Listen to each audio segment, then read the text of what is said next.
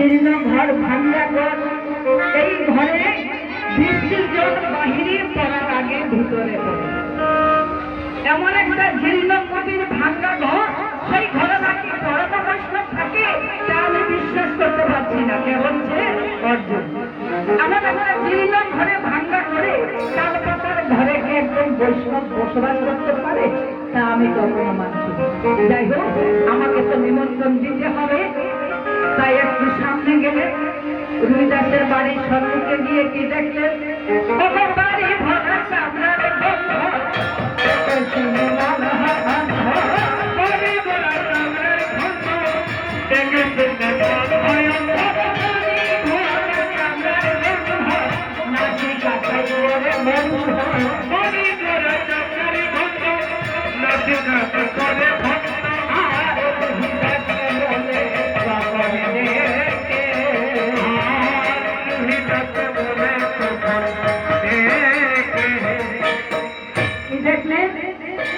যারা মুচি বাবা, যারা চামড়ার কাজ করে, দেখবেন আমরা এই যে মৃদঙ্গ তৈরি করি, এটা নষ্ট হয়ে গেলে যখন আমরা নটের ঘরে নিয়ে যাই, সেই ঘরে ঢুকতে আমাদের নাকে গন্ধ লাগে।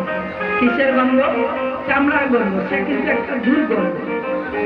সেই গন্ধ কিন্তু আমাদের গায়েও আছে, সেটা আমরা পাই না, কারণ আমরা সর্বদাই পরিষ্কার পরিচ্ছন্ন থাকি। অর্জুন যখন রহিদাসের বাড়ির সামনে গেল, ভিতরে যাবে, বাড়ির গেটের সামনে যেতে কি পেল? বাড়ির ভরা চামড়া শুকোতে দিয়েছে, সারা বাড়িতে শুধু চামড়া আর চামড়া, মশা মাছি মিনমিন করছে, পোকা